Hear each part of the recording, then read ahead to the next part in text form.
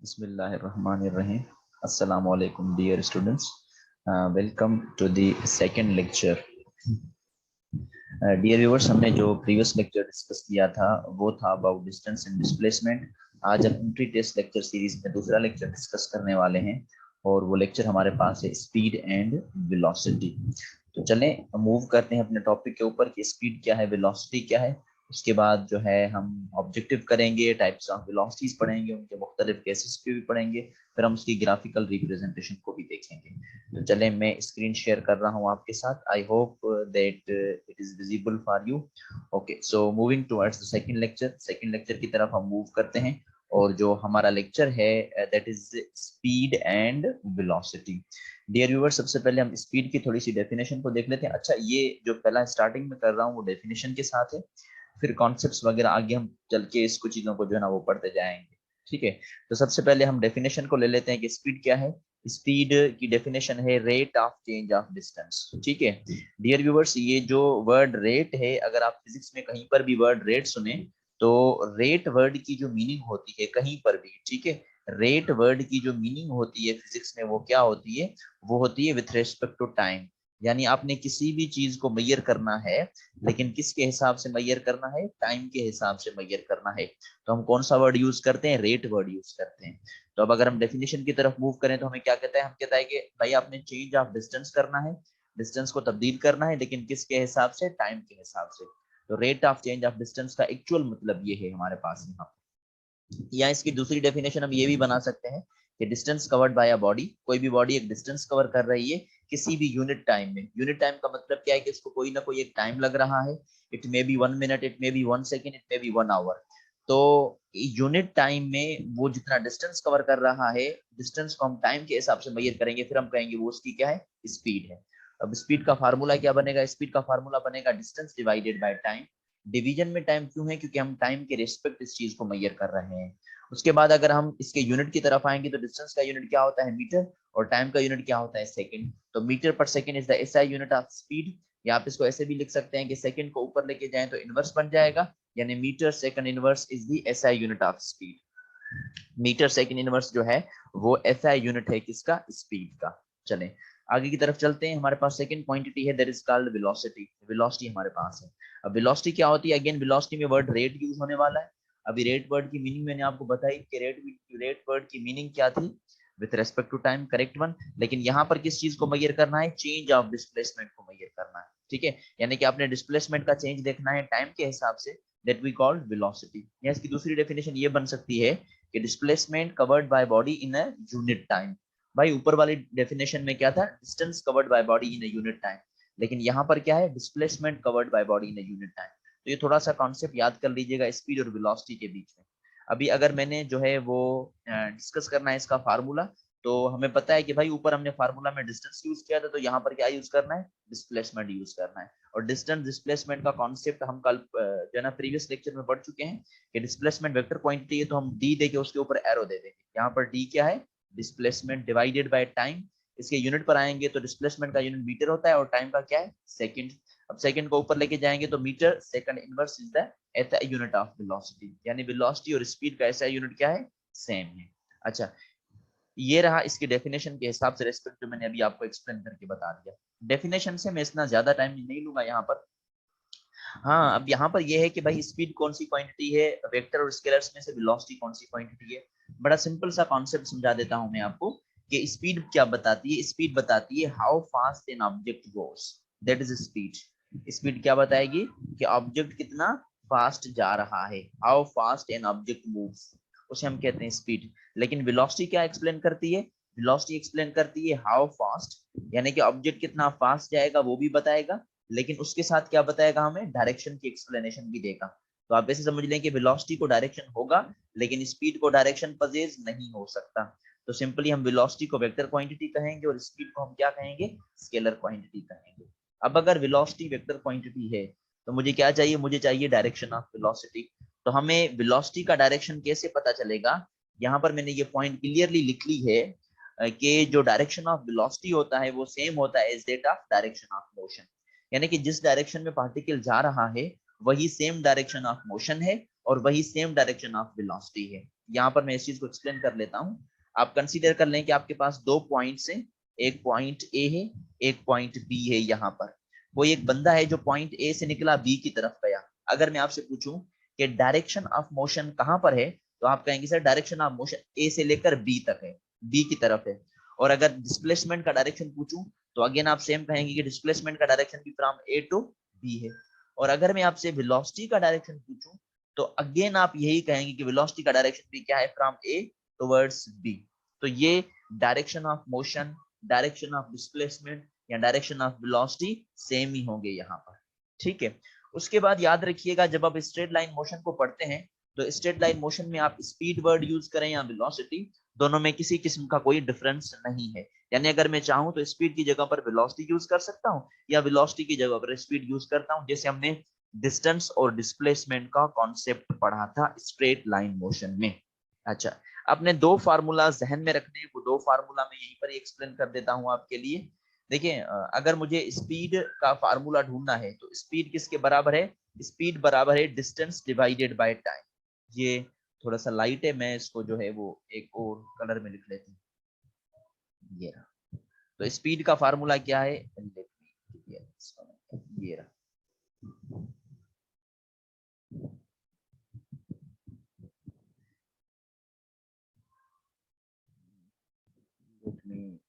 ये रहा, तो स्पीड का फार्मूला हमारे पास क्या है, स्पीड का फार्मूला हमारे पास है डिस्टेंस डिवाइडेड बाय टाइम।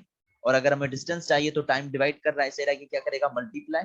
तो डिस्टेंस बराबर हो जाएगा स्पीड मल्टीप्लाई बाय टाइम। तो ये दो फार्मूला आपने ध्यान में रखने, स्पीड का फार्मूला और डिस्टेंस का फार्मूला। स्पीड बराबर है डिस्टेंस डिवाइडेड बाय टाइम और डिस्टेंस किसके बराबर है, speed multiply by time. Linear motion है तो आप चाहें तो वर्ड स्पीड यूज कर सकते हैं, आप चाहें तो वर्ड वेलोसिटी यूज कर सकते हैं, दोनों में किसी किस्म का कोई डिफरेंस नहीं आने वाला। आई होप कि आपको यहाँ तक समझ आ गया होगा कि स्पीड क्या है, वेलोसिटी क्या है, उनके फार्मूलाज क्या हैं, वेलोसिटी का डायरेक्शन क्या है और जो है उनके यूनिट्स क्या बन सकते हैं। आगे की तरफ मूव करते हैं और आगे हमारे पास है टाइप्स ऑफ वेलोसिटीज। वेलोसिटी के हम डिफरेंट टाइप्स को डिस्कस करेंगे। इतना ज्यादा डिस्कशन नहीं होगा, मैं जो है ना एट वंस ऑब्जेक्टिव्स की तरफ नहीं आऊंगा, लेकिन थोड़ा सा कॉन्सेप्ट दे दूं मुख्तलिफ वेलोसिटीज के टर्म्स में। भाई जब हम वेलोसिटी का वर्ड यूज करते हैं ना, actually we are explaining the average velocity. Simple सी बात बता देता हूँ, हम ये जो अगेन एंड अगेन वेलोसिटी का वर्ड यूज करते हैं ना, तो ये वेलोसिटी हम किसकी बात करते हैं, हम एवरेज वेलोसिटी की बात करते हैं। और एवरेज वेलोसिटी क्या चीज होती है, एवरेज वेलोसिटी होती है total displacement divided by total time. यानी कि मुख्तलिफ डिस्प्लेसमेंट बॉडी कवर कर रही है, तो हम टोटल डिस्प्लेसमेंट काउंट करेंगे, इसको डिवाइड करेंगे टोटल टाइम के साथ, तो हमें क्या मिल जाएगी, उसकी एवरेज वेलोसिटी मिल जाएगी। तो average velocity is equal to total displacement divided by total time. इसका यूनिट क्या बनेगा, total displacement metre, total time second, तो मीटर पर सेकंड या मीटर सेकंड इनवर्स, यानी सेम ही कॉन्सेप्ट है इन चीजों का भी। उसके बाद हम बात करते हैं second type of velocity, that is called uniform velocity. अच्छा, ये जो मैंने ऊपर फार्मूला बताया एवरेज वेलोसिटी का है, याद रखिएगा ये VAV मैंने लिखा है, तो एवरेज वेलोसिटी यही है। अच्छा, उसके बाद हम यूनिफॉर्म वेलोसिटी की तरफ मूव करते हैं। यूनिफॉर्म वेलोसिटी क्या है, अब इसकी ऊपर वाली डेफिनेशन पर आते हैं, पहले मैं नीचे वाली डेफिनेशन क्लियर कर दूं। एवरेज वेलोसिटी कहती है कि जब कोई भी बॉडी बराबर का फासला कवर करे बराबर के टाइम के हिसाब से, जब कोई भी बॉडी बराबर का फासला कवर करे बराबर के टाइम के हिसाब से, तो हम क्या कहेंगे कि object is moving with uniform और कांस्टेंट वेलोसिटी। आप चाहें तो यूनिफॉर्म को क्या कह सकते हैं, कांस्टेंट कह सकते हैं। अब यूनिफॉर्म का मतलब क्या है, मैं यहाँ पर थोड़ा सा एग्जांपल देके समझा देता हूँ। मैं आपको कह रहा हूँ कि एक बॉडी है जिसने 10 मीटर फासला तय किया और उसको जो टाइम लगा वो 2 सेकंड्स का लगा। दूसरी सेम बॉडी ने जो है ना वो आगे चल के 20 मीटर का डिस्टेंस कवर किया, लेकिन अब उसको जो टाइम लगा वो लगा 4 सेकंड का। इसी तरीके के साथ आगे चल के उसने जो डिस्प्लेसमेंट कवर किया वो 30 मीटर का कवर किया, लेकिन उसको जो टाइम लगा वो 6 सेकंड्स का कवर लगा, ठीक है। अब अगर मैं इसका आंसर पूछूं कि भाई इसकी वेलोसिटी का आंसर क्या आएगा, तो 10 डिवाइडेड बाय 2 करेंगे तो आंसर क्या आएगा 5, 20 डिवाइड बाय 4 करेंगे तो आंसर क्या आएगा 5, 30 डिवाइडेड बाय 6 करेंगे तो क्या आंसर आएगा 5 आएगा। और डिफरेंस देखने, 10 और 20 के बीच में कितने का डिफरेंस है, 10 का डिफरेंस है, और 20 और 30 के बीच में डिफरेंस कितने का है, 10 है। तो मैं क्या कहूंगा, ये इक्वल डिस्प्लेसमेंट है, ठीक है। लेकिन टाइम भी क्या होना चाहिए, इक्वल इंटरवल ऑफ टाइम। अब इक्वल इंटरवल ऑफ टाइम कैसे देखें, ये 2 सेकंड से और बाद में 4 सेकंड हुए, तो 2 और 4 सेकंड में डिफरेंस कितने का आया, 2 सेकंड का। फिर 4 और 6 में कितने का डिफरेंस आया, 2 सेकंड का डिफरेंस आया। यानी कि बराबर के टाइम के हिसाब से जो बराबर का फासला कवर हो रहा है, तो हम क्या कहेंगे, object is moving with uniform और कांस्टेंट वेलोसिटी। अब अगर यहाँ पर डिस्प्लेसमेंट नहीं मैं डिस्टेंस दे देता, तो आप कहते हैं कि object is moving with uniform और कांस्टेंट स्पीड। तो ये थोड़ा सा कॉन्सेप्ट आपने समझना है इन चीजों के हिसाब से। उसके बाद इसकी एक दूसरी डेफिनेशन रहती है, और वो दूसरी डेफिनेशन कुछ यूं कहती है कि अगर कोई भी बॉडी यूनिफॉर्म वेलोसिटी के साथ मूव कर रही है तो इसका क्या मतलब है कि उस बॉडी की एवरेज वेलोसिटी जो मैंने ऊपर बताई आपको जिसमें टोटल डिस्प्लेसमेंट था, और इंस्टेंटेनियस वेलोसिटी जब दोनों सेम हो जाती है। अब इंस्टेंटेनियस पर हम मजीद डिस्कस नहीं करेंगे, लेकिन कॉन्सेप्ट दे देता हूं कि इंस्टेंटेनियस वेलोसिटी का मतलब क्या है। भाई इंस्टेंटेनियस वेलोसिटी ये कहती है कि अगर आपके पास कोई भी एक पाथ हो, चले मैं इसको यहाँ पर एक्सप्लेन कर लेता हूँ शेयर स्क्रीन में व्हाइट बोर्ड पर। देखिए यहाँ पर हमारे पास कोई भी एक पाथ है, जिस पाथ में क्या मालूम करनी है, वेलोसिटी मालूम करनी है, एक्सेस में बना देता हूँ, सही है। अब यहाँ पर मैं दो जो है ना करेस्पॉन्डिंग टर्म्स लिख लेता हूँ, दो पॉइंट्स बना देता हूँ, ये पॉइंट ए है, ये पॉइंट बी। अब कोई एक पार्टिकल है जो इस पाथ में आके कवर करके आया, ये पाथ कवर आके करके आया है। अब मैं क्या कह रहा हूँ, मैं कह रहा हूँ कि इस पूरे पाथ को आप स्मॉल हिस्सों में डिवाइड कर दें। अब इतने इसके छोटे से हिस्से कर दें कि इसको जो टाइम लगे उस टाइम की लिमिट पुट कर दें, ठीक है। और टाइम की लिमिट कितनी होनी चाहिए, वो टाइम की लिमिट हमें बताई गई बिल्कुल स्मॉल, तो हमने इसको टेंस टू किसके बराबर कर दिया, 0 के बराबर कर दिया। तो उस वक्त उस पार्टिकल के पास, ऑब्जेक्ट के पास जो वेलोसिटी होगी, उस वेलोसिटी को हम क्या कहेंगे, इंस्टेंटेनियस वेलोसिटी। आप इसको ऐसे समझ लें कि मैंने बॉल को जो है वो किसी भी जमीन के सरफेस पर हिट करवाया किसी भी हाइट से, तो बॉल पहली मर्तबा हिट करेगा, फिर दोबारा आएगा तो सेम हाइट पर नहीं आएगा, यहाँ पर पहुंचा फिर हिट करेगा, फिर थोड़ा नीचे आया, फिर हिट करेगा, फिर थोड़ा नीचे आया, फिर हिट करेगा। तो देखें जब वो थोड़ा सा नीचे आ रहा है तो टाइम उसको क्या लगेगा, वापस आने में जाहिर सी बात है कम लगेगा। अब ये जो टाइम की वैल्यू कम होती जा रही है, तो हम यहाँ पर एवरेज इंस्टेंटेनियस वेलोसिटी का कॉन्सेप्ट लेते हैं, ठीक है, जिसमें हमने टाइम को क्या करना होता है, शॉर्ट करना होता है। और जब ये इंस्टेंटेनियस वेलोसिटी और एवरेज वेलोसिटी आपस में बराबर हो जाती है ना, तब हम कहेंगे कि body is moving with uniform velocity. ये ऑब्जेक्टिव भी है, याद रखिएगा कि जब इंस्टेंटेनियस वेलोसिटी और एवरेज वेलोसिटी आपस में बराबर हो जाए तो ऑब्जेक्ट किसके साथ मूव करेगा, आप कहेंगे यूनिफॉर्म वेलोसिटी या यूनिफॉर्म स्पीड के साथ, अगर हम स्पीड की बात कर रहे हैं। आप इसको ऐसे भी समझ सकते हैं कि एवरेज का मतलब होता है टोटल, टोटल वेलोसिटी के हिसाब से, और इंस्टेंटेनियस का मतलब होता है किसी भी एक लम्हे की बात करना, और उस लम्हे में हमें टाइम को क्या करना होता है, बिल्कुल शॉर्ट करना होता है। तो ये बड़े सिंपल से कॉन्सेप्ट आपको याद करने हैं यूनिफॉर्म वेलोसिटी के साथ रिलेटेड। अब ये जो हम एवरेज स्पीड या एवरेज वेलोसिटी का कॉन्सेप्ट ले रहे हैं, इसके दो केसेस हैं, उन दो केसेस को हम जल्दी से जो है फिनिश आउट कर लेते हैं, तो मूव करते हैं अपने ऑब्जेक्टिव्स की तरफ।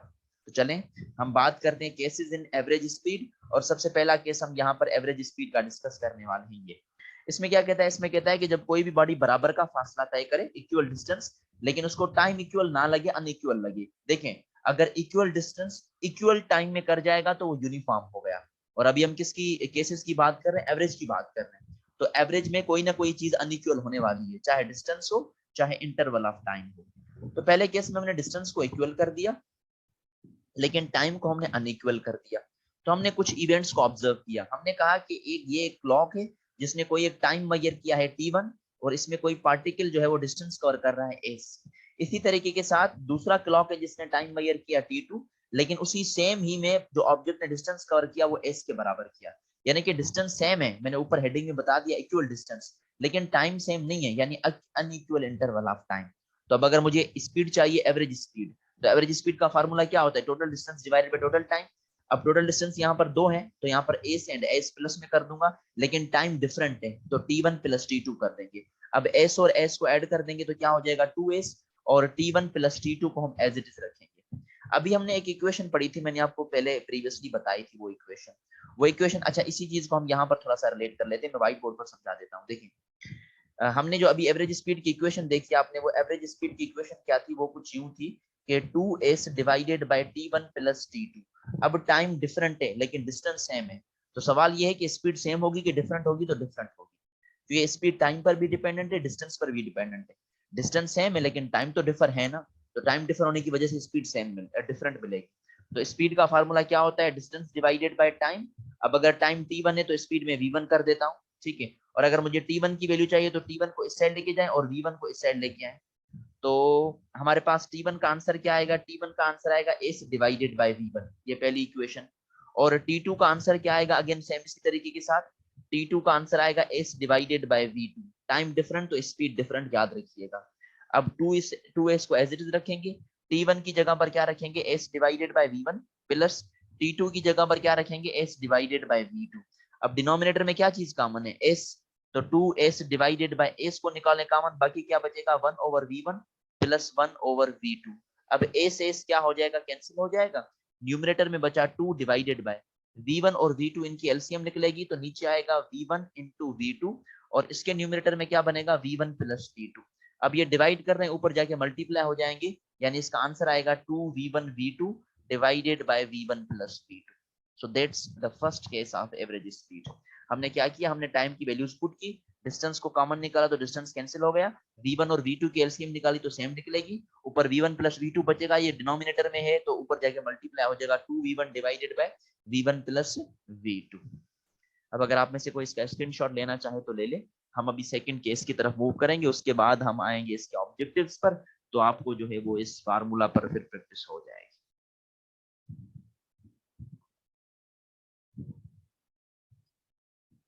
चलें, आई होप कि आपको समझ आ गया होगा। हम आगे की तरफ मूव कर रहे हैं। फर्स्ट केस है, ठीक है। मैंने आपको पहले भी कहा था कि ये नोट्स जो है आपको मेरे फेसबुक पेज पर अवेलेबल मिलेंगी, आप वहां से इस चीज को डाउनलोड कर सकते हैं, तब आपके लिए आसानी हो जाएगी। चलें हम आगे की तरफ चलते हैं, और ये हम चलते हैं सेकंड केस की तरफ। तो सेकंड केस में हमारे क्या कहता है, सेकंड केस में हमें कहता है कि भाई अनइक्वल डिस्टेंस होगा, यानी सेम डिस्टेंस नहीं होगा, लेकिन टाइम इंटरवल क्या लगेगा, इक्वल लगेगा। ठीक है, तो ये दो क्लॉक्स हैं जिन्होंने टाइम मेजर किया है टी एंड टी सेम, लेकिन डिस्टेंस दोनों का क्या है, डिफरेंट है। देखें, पहले टाइम डिफरेंट था तो स्पीड डिफरेंट है, अब डिस्टेंस डिफरेंट है तो अगेन स्पीड डिफरेंट मिलेगी, याद रखिएगा। तो एवरेज स्पीड क्या होती है, total displacement upon total time. तो टोटल डिस्प्लेसमेंट क्या बनेगा, s1 plus s2 divide by t plus t। अब s1 plus s2 same, t plus t क्या हो जाएगा, 2t हो जाएगा। अब डिस्टेंस किसके बराबर होता है, डिस्टेंस बराबर होता है स्पीड मल्टीप्लाई बाय टाइम। अगर s1 है तो ये v1 हो जाएगा, t1 नहीं होगा, क्यों, क्योंकि टाइम को हमने क्या करना है, सेम रखना है, इक्वल रखना है, मैंने ऊपर बता दिया हेडिंग में। और S2 किसके बराबर हो जाएगा, S2 बराबर हो जाएगा V2 इंटू टी। तो S1 की जगह पर रखें V1t, S2 की जगह पर रखें V2t। यहाँ से t कॉमन निकालेंगे तो इसका t और डिनोमिनेटर वाला t खत्म हो जाएगा, बाकी आंसर क्या बचेगा, V1 plus V2 divided by 2। So that's one the average speed formula. ये हमारे पास एवरेज स्पीड का फार्मूला बनेगा, और कौन सा फार्मूला है, V1 plus V2 divided by 2। दो फार्मूला है, याद रखिएगा, एक equal distance in unequal interval of time, एक unequal distance in equal interval of time. चलें आप मुझे जल्दी से बता दें, अगर equal distance in equal interval of time हो तो क्या होने वाला है, करेक्ट वन, यूनिफॉर्म स्पीड या यूनिफॉर्म वेलोसिटी, सही है। तो ये दो केसेस ध्यान में रखने। हम आगे की तरफ मूव करते हैं अपने ऑब्जेक्टिव्स की तरफ। तो चलें, अब ज्यादा टाइम कंज्यूम नहीं करते, let's move towards the objective right now. तो ये हमारे पास है पहला ऑब्जेक्टिव। ओके, तो ये फर्स्ट एमसीक्यूज है। फर्स्ट एमसीक्यूज की तरफ मूव करते हैं, देखते हैं फर्स्ट एमसीक्यूज क्या कहता है। फर्स्ट एमसीक्यूज कहता है कि एक रेसिंग कार है। अच्छा, ये पास पेपर के साथ ईटी के पास पेपर्स में से मुझे मिला था, तो मैंने यहाँ पर ऐड कर दिया। तो ये मैं फर्स्ट एमसीक्यू यहाँ पर लिख लेता हूँ। फर्स्ट वन कह रहा है कि रेसिंग कार है जो एक्सीलरेट हुई है यूनिफॉर्मली किसी भी गियर की पोजीशन से, तो उसने गियर को चेंज किया है, जबकि उसकी एवरेज स्पीड कितनी है, 20 metre per second for 2 seconds. तो पहले हमारे पास डेटा में जो पहली स्पीड है वो कितनी है, 20 मीटर पर सेकंड, लेकिन उसको जो टाइम लगा है वो टाइम कितने का लगा है, वो टाइम लगा है 2 सेकंड्स का। ठीक है, दोबारा क्या है, 40 metre per second in again 2 seconds. तो दोबारा जो है वो उसकी 40 मीटर पर सेकंड स्पीड हुई है, लेकिन टाइम कितना लगा, 2 सेकंड्स का टाइम लगा। फिर अगेन क्या कह रहा है, 60 metre per second in 6 seconds. तो यहाँ पर इसको 60 मीटर पर सेकंड की स्पीड लगी, लेकिन टाइम कितना लगा, इसको 6 सेकंड्स का लगा। क्वेश्चन में क्या पूछ रहा है, what is it's average speed, इसकी एवरेज स्पीड ढूंढे। बड़ा सिंपल सा कॉन्सेप्ट है। सबसे पहले आपने एवरेज स्पीड का फार्मूला याद करना था। एवरेज स्पीड का फार्मूला क्या था, total distance divided by total time. तो टोटल डिस्टेंस को हम टोटल टाइम के साथ डिवाइड कर देंगे। देखिए, टाइम को टोटल कर सकते हैं, लेकिन टोटल डिस्टेंस कैसे निकालेंगे। अभी डिस्टेंस की इक्वेशन हमने पढ़ी थी, डिस्टेंस की इक्वेशन क्या थी, correct one, speed multiply by time. तो यहाँ पर स्पीड कितनी है 20 और टाइम कितना है 2, तो आंसर क्या आएगा 40 metres, correct one. 40 multiply by 2 answer क्या आएगा 80 metres, correct one. 60 multiply by 6 कितना आंसर आएगा, करेक्ट वन, 360 मीटर्स। तो टोटल डिस्टेंस कैसे मालूम करेंगे, तीनों को ऐड करेंगे, ठीक है। ये 40, ये 80 और ये हो जाएगा 360। और टोटल टाइम करना है तो टाइम कैसे निकालेंगे, 2 और 2 4, 4 और 6 10 हो जाएंगे ये, ठीक है। अब अगर मैं इनको ऐड करूं तो देखिए क्या आंसर आएगा, 40 प्लस 80 तो 120, 120 और 360 कितना हो जाएगा 480। इसको 10 के साथ डिवाइड करें तो 0 0 में खत्म हो जाएगा। तो रिक्वायर्ड इसका आंसर क्या मिलेगा, इसका आंसर मिलेगा 48 metre per second. So correct option कौन सा है, C1, 48 मीटर पर सेकेंड।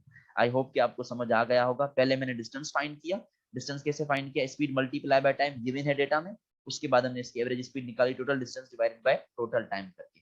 चलें आगे की तरफ मूव कर लेते हैं। आई होप कि आपको समझ आ गया होगा यहाँ तक, लेकिन फिर भी जैसे मैं कहता हूँ अगर कहीं पर भी समझ ना आए तो आप जो है वो मुझसे पूछ सकते हैं। चलें आगे की तरफ कहता है कि एक बॉडी है जिसने 1/2 ऑफ इट्स जर्नी कवर किया at 40 metre per second and the next half is 50 metre per second. भाई उसने अपनी जर्नी का पहला हिस्सा कवर किया 40 मीटर पर सेकेंड की रफ्तार से। तो पहली रफ्तार उसकी कितनी है, 40 मीटर पर सेकेंड, और इसकी जो दूसरी रफ्तार है वो दूसरी रफ्तार कितनी है, next half eight 50 metre per second. तो यहाँ पर जो है वो 50 मीटर पर सेकेंड।